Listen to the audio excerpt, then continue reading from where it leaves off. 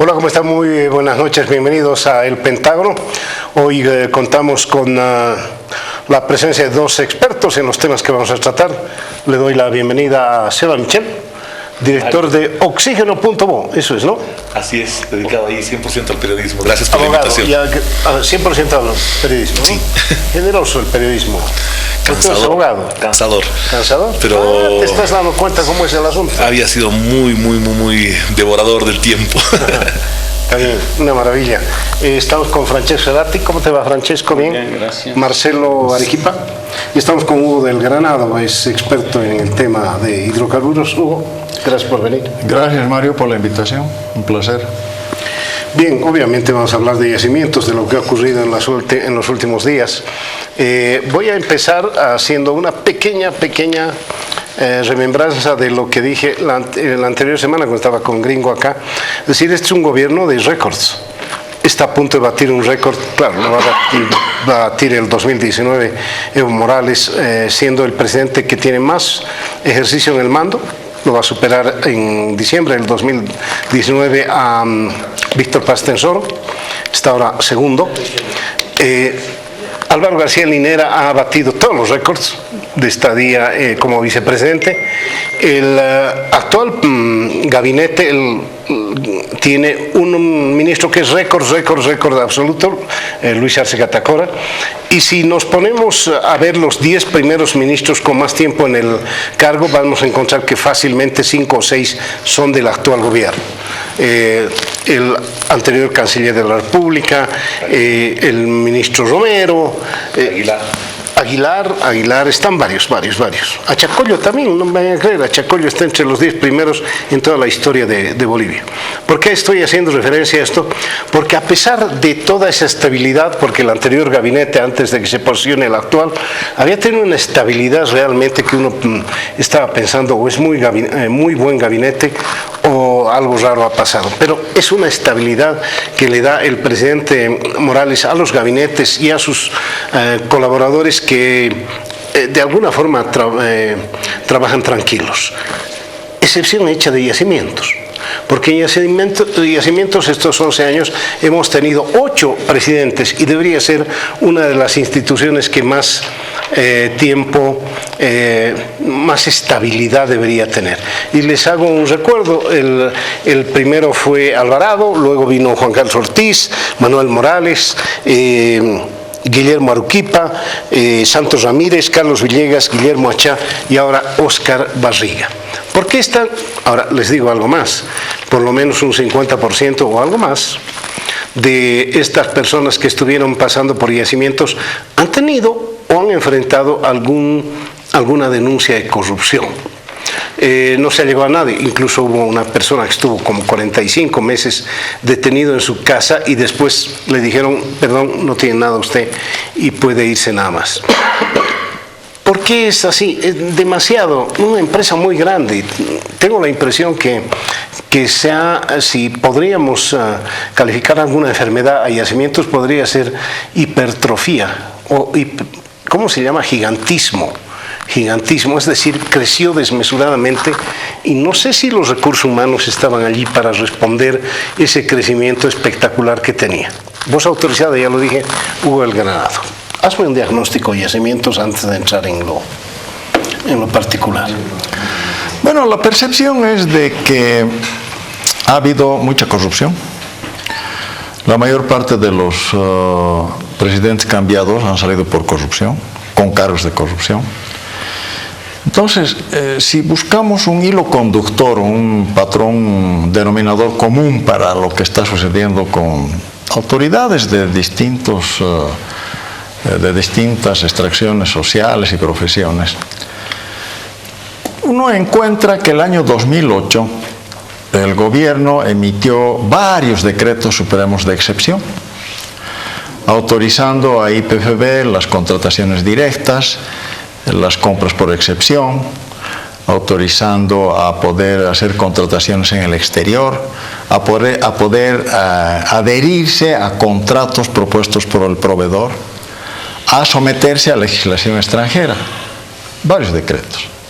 El último ha sido del 2009 Y estos decretos han otorgado un margen muy amplio de arbitrariedad a IPFB, han eliminado controles, ha hecho que en IPFB se cocinen una serie de compras, de procesos, de licitaciones mayores además, ninguna licitación menor por compras diarias o rutinarias. Estamos hablando de enormes adjudicaciones, como por ejemplo los contratos para las construcciones de las plantas de industrialización. Actualmente tenemos un otro problema que está siendo investigado también, que es la contratación para la construcción e ingeniería de la planta de polipropileno en Yacuiba. Esto ha hecho que la gente al interior de IPFB se sienta muy protegida, impune, fuera de controles, y obviamente esto ha convocado un círculo vicioso en el que las empresas contratistas proveedoras también se sientan muy a gusto, muy seguras de poder lograr adjudicaciones, y en esa medida han obviado y han caído en errores infantiles, como es la presentación de documentación equivocada, documentación incompleta. Es en el caso concreto de la Drilmec en este momento, que es lo que ha provocado la salida de Achá. Por ejemplo, el hecho de, en lugar de presentar documentos de constitución, presentar estatutos. Pues es un error infantil. ¿Cómo una empresa seria ha podido caer en un error como este? Porque claro, lo tenían todo asegurado y al interior de IPFB le daban las seguridades de que todo estaba bien. Y aquí habría que aplicar la fórmula de Kierkegaard, que dice que la corrupción es igual a monopolio más discrecionalidad menos transparencia. O sea, cuanto más poder tienen los ejecutores de políticas, tienen más discrecionalidad, y en esa medida hay menos transparencia y se incrementa la corrupción. Entonces, ¿cuáles son los caminos para poder evitar que esta tendencia continúe? Porque no se para cambiando a los presidentes o a las autoridades. Se tienen que tomar medidas estructurales en las cuales se tenga que poner mucho énfasis en la transparencia. Tienen que haber controles, no solamente internos, externos. Porque no nos olvidemos que por lo menos en 2 casos de corrupción descubiertos y procesados se han producido por factores externos. El caso de Santos Ramírez, por ejemplo, es porque hubo un muerto. El caso de Gerson Rojas, que era el gestor de la industrialización, se produce porque hay un accidente de tránsito en la carretera en el Chapare, entonces inicia la investigación. En este caso, en el caso de los taladros, es distinto. En este caso hay una serie de denuncias previas, lo que hace que el senador Ortiz presente una solicitud de investigación. No es que el gobierno de mutuo propio o per se decide iniciar una investigación.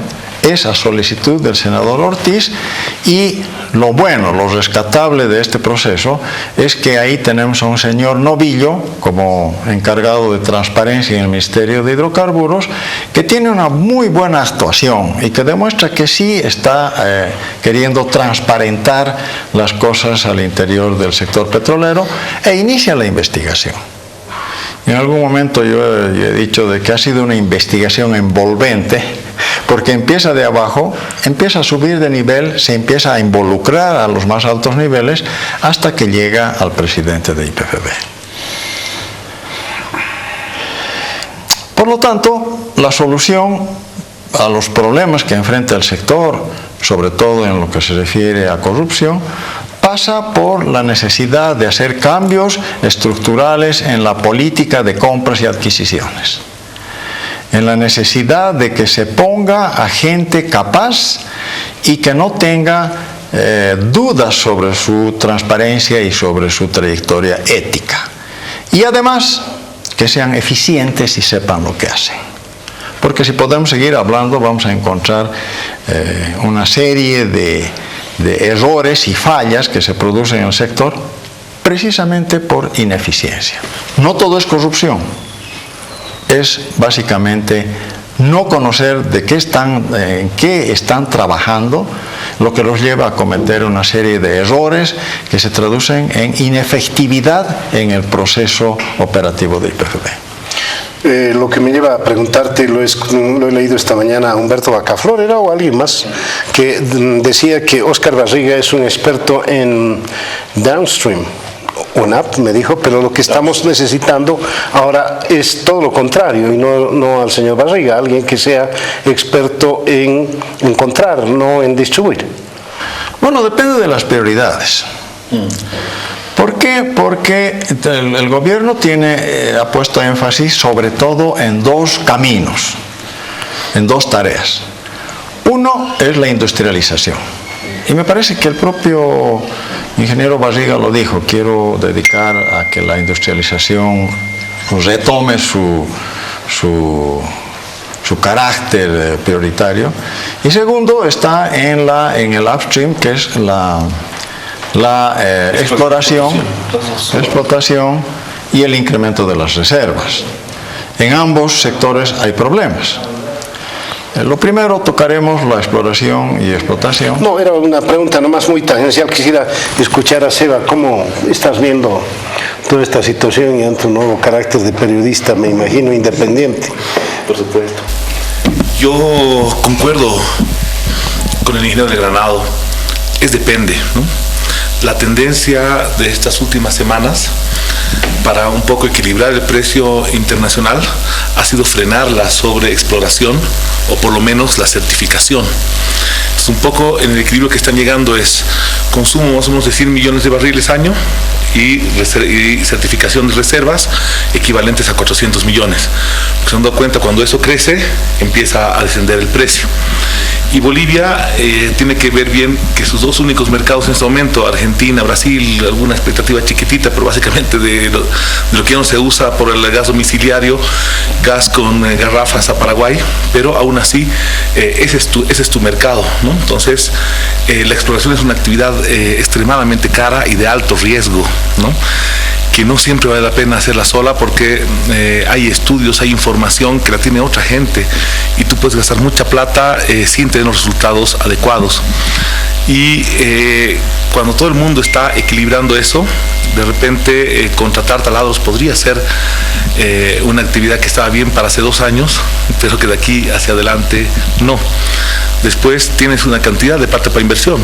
Cuando tenías mucha inversión podrías pensar en diversificar, pero cuando ha bajado tu capacidad de Estado para invertir, deberías pensar básicamente en generar lo que tienes mercado más o menos seguro, que es electricidad. Entonces, los contextos pueden variar mucho, ¿no? O sea, lo que era hace 2 años puede que para la tendencia regional y global de los próximos 5 ya no sea, ¿no? Ese es el primer elemento. El segundo elemento tiene que ver con crisis institucional, ¿no? El petróleo, petróleo y corrupción, ¿no? Son 2 elementos. No son monopolios de la región, no son monopolios latinos, no son monopolios bolivianos.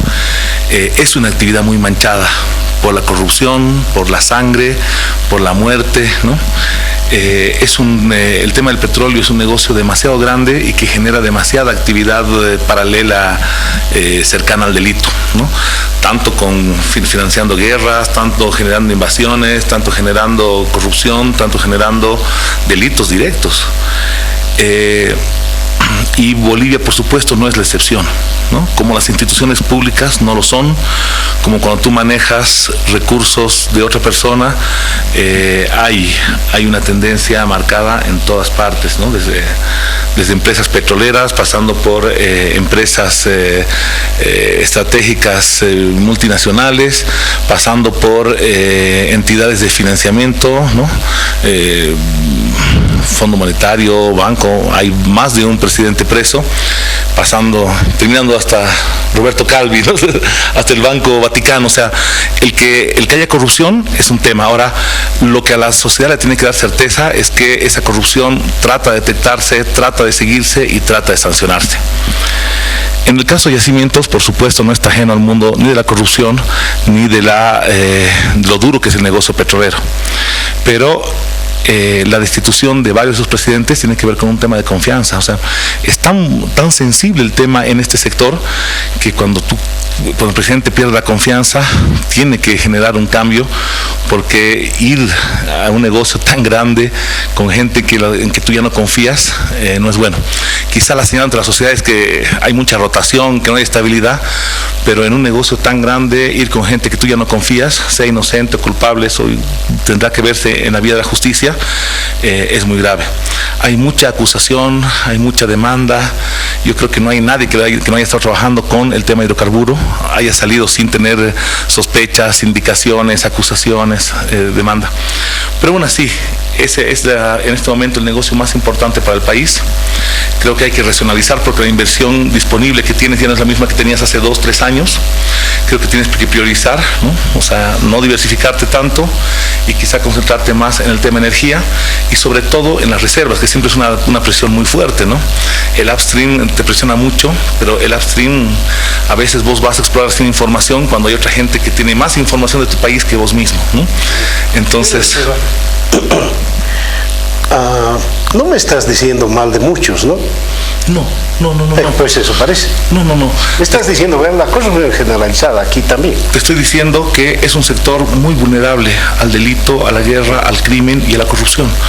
Pasa en todas partes. Tienes presidentes de las máximas compañías, algunas compañías que han sido las más exitosas del mundo, casi monopólicas, cerradas por corrupción. Tienes presidentes, o sea, es una compañía que está siempre muy vulnerable a eso. Es un negocio que el proveedor que viene de afuera tiene una costumbre de andar ofreciendo plata, ¿no? Y en realidad instituciones públicas, eso puede ser así un detonante muy claro. Por eso negar que hay corrupción en el sector sería una locura. Yo creo que nadie se animaría a hacerlo, ¿no? Así como también hay difamaciones y han hecho puré a mucha gente interesantísima solamente por denuncias, ¿no? O por falsedades o por una noticia. Y en el sector también hay gente muy interesante que ha terminado licuada, ¿no? O sea, es un sector demasiado duro, es un sector demasiado difícil de manejar y un sector demasiado difícil de salir bien. Bueno, yo coincido con el análisis de Hugo. No son los presidentes los que hacen yacimientos. Los presidentes caen por hechos concretos. Pero como es la primera actividad económica del país, lo que nos interesa a nosotros que esto funcione bien, sea quien sea el presidente. Y que no esté funcionando bien ya es un hecho, lo reconoce también Sebastián. Hay problemas muy graves. Yo creo que el problema ya no es, las cosas cambian mucho en hidrocarburos, ya no es las reservas, ya no es la exploración. En este momento el problema más grave que tenemos es el problema de mercados. Si no hay mercados, ¿de qué te sirve tener reserva? ¿De qué te sirve gastar plata? ¿Quién va a gastar plata en explorar? Y estamos pasando por una crisis seria similar a la del agua, he dicho, con una diferencia, que la del agua nos cogió a todos de sorpresa, ¿verdad? Un día nos cerraron el grifo. Nadie sabía nada, ¿no? Presidente, no me han avisado, no me han dicho. Aquí el presidente sabe que los problemas existen. Desde hace muchos años está escribiendo sobre la tendencia que tenemos en el sector de hidrocarburos, que no es nada alentadora. Hay muchos errores que se han hecho y hay muchos problemas que tenemos que enfrentar. De manera que la culpa de los problemas no es de la prensa que denuncia, que hace, como se dice. La culpa es de una falta de una política energética clara. Y esta política energética en este momento pasa por los mercados. No podemos, según las proyecciones de los planes económicos, debíamos estar produciendo, si no me equivoco, 80 millones de metros cúbicos día, ¿verdad? Si no es 100 para el 2018. Estamos produciendo entre 50 y 55. Tenemos un mercado bastante rígido, que es el mercado interno, que varía entre 13, 14, a veces 12 millones de metros cúbicos. Tenemos un mercado de Argentina que requiere lo máximo que puede recibir, que son 20 millones. Y tenemos un mercado muy aleatorio, que es el mercado de Brasil, que puede pedir 31 millones, puede pedir 16 millones, como ha sucedido hace una semana. Entonces, en esta situación, ¿cuál es la perspectiva de producción que tiene? Si tú produjeras más, igual no puedes acomodar en el mercado. Lo primero es asegurar mercados, y los mercados se aseguran con diplomacia, se aseguran con negociaciones. ¿Qué hemos hecho con Brasil? La diplomacia hacia Brasil no creo que haya favorecido. Puede ser que Brasil tenga sus propios intereses en este momento para prescindir, por lo menos parcialmente, de Bolivia. Pero todavía el gas boliviano es el más barato que puede comprar Brasil. Con Argentina también. ¿Qué ganamos teniendo un presidente que por Twitter se está peleando con el Brasil, se está peleando con Macri, con Temer? Otra cosa es las diferencias ideológicas, otra cosa son los negocios. Esto lo saben todos los países. Lo sabe China, lo sabe Cuba, lo sabe Rusia. Saben que una cosa son los negocios, otra cosa son las posiciones ideológicas que no se resuelven evidentemente con tweet en contra o tweet inclusive equivocados. Pero bajo el mismo criterio tampoco afecta decirlo, ¿no? Ellos saben que lo que te diga un presidente es un tema político y el negocio por abajo va a seguir. Sí, pero no predispone, me parece. Si a esto le añadimos la falta de capacidad y tempestividad para negociar, la renovación del contrato de Brasil debían haber empezado ya hace un par de años a negociar. Absolutamente nada, debían preparar las reservas para tenerla. Bueno, esta es una cosa. La segunda cosa, yo diría que en este momento lo que hay que ver son qué tareas urgentes tiene el nuevo presidente de Yacimientos. Yo puedo mencionar, después podemos explicar.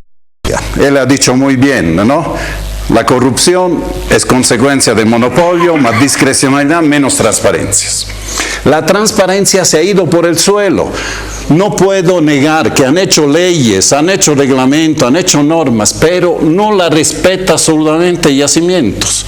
El anterior presidente tenía la obligación cada año de certificar las reservas. Y no porque no lo ha certificado, porque el mercado, no, porque la ley le obligaba a hacerlo, porque la gente, el pueblo, tiene el derecho de saber cuántos son nuestras reservas, cuántos ahorros de gas tenemos. No le ha dado la gana a ese señor. Por eso solo debía haberlo destituido y no esperar que un senador de la oposición hiciera una denuncia. Número uno. Número dos, hay falta de transparencia también en proporcionar datos de cuánto se exporta, de cuánto entra en dinero. Es decir, hay una serie de datos que por ley tiene que poner en su página web para que uno no tenga que ir a pedir limosna. Los datos son propiedad de todos. No hay esas cosas.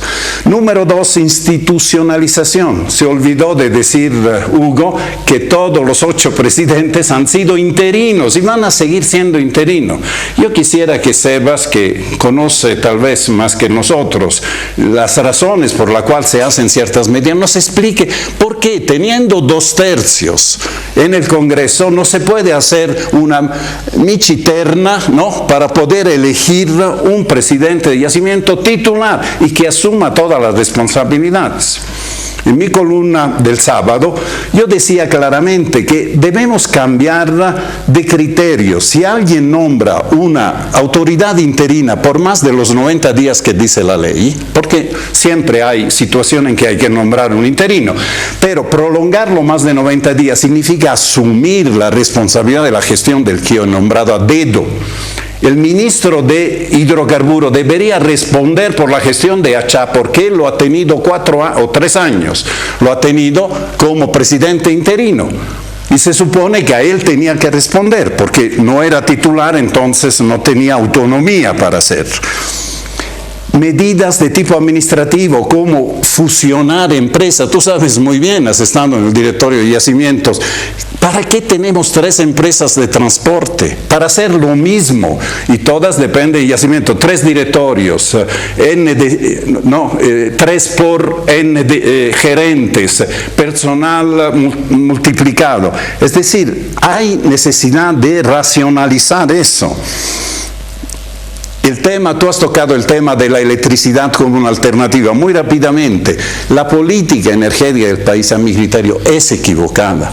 Seguimos insistiendo en el modelo de extraer gas, de vender gas, de recibir dinero y de hacer otras cosas. La idea de producir electricidad es buena siempre y cuando tú tengas mercados seguros de electricidad y sobre todo no hagas inversiones que son contraproducentes para el medio ambiente y no sabes si son tan grandes que en ese esquema de posible corrupción, obviamente tienes toda la razón, nadie es un ángel. Y si haces un proyecto de 8.000 millones de dólares, en esas condiciones sabemos que es muy difícil salir limpio. Pero, ¿por qué en todo este periodo no se ha apuntado a las energías alternativas para proveer de electricidad, por lo menos en el mercado interno? De los 13, 14 millones de metros cúbicos de gas, por lo menos la mitad podríamos ahorrarlo y venderlo afuera si pudiéramos reemplazarlo con energía alternativa. Obviamente hay problemas de subsidios, hay problemas de mercados distorsionados, pero hay que tomar el toro por las astas. Algún día se acaba el gas, ¿qué haremos? Y no tenemos nada alternativos. Esto me parece que son tareas muy concretas que el nuevo presidente de Yacimientos podría hacer. Lo fundamental, insisto, son los mercados. Hay que hacer una buena negociación, una gran negociación para asegurar y tener con certeza cuáles son los mercados que necesitamos. En función de eso, reforzar las inversiones en exploración, asegurar las reservas para poder abastecer estos mercados. Lo veo a Sebas realmente electrificado, querer responder, y también a Marcelo que quiere hablar, pero deme unos segunditos nada más, producción me está pidiendo que vayamos a un corte. Merece información transparente. Si uno es tan macho para decir hemos superado nuestras reservas por 3 veces porque gracias a la nación, tienes que decir también gracias a los precios internacionales. No te enojes conmigo, porque yo te estoy hablando de información que conozco que hay. El razonamiento me parece. Yo te estoy hablando de que mi hipótesis, mi hipótesis es que esa información te va a generar conflictos en territorios, entre municipios, y no nos interesa como país tener a todos los municipios peleando entre sí, a los departamentos peleando entre sí. Los técnicos de la gobernación de Tarija, que no es del MAS, los técnicos de la gobernación de Santa Cruz, que no son del MAS, tienen acceso a esta información permanentemente porque ellos tienen que saber exactamente cuánto les toca recibir. Y no han armado una guerra civil. No, por eso mismo, porque se ha manejado. ¿Quiénes son entonces los alcaldes del MAS? Ahora, no te enojes conmigo, porque esa es mi hipótesis. No me enojo, pero estoy haciendo ver lo absurdo de ciertas actitudes. Es que no te tienes que enojar. Si fuera, por eso, mira, te estoy diciendo mi hipótesis por la cual no está accesible ese boletín. Te puede gustar o no te puede gustar. No me enoja, pero no está bien. Es mala hipótesis porque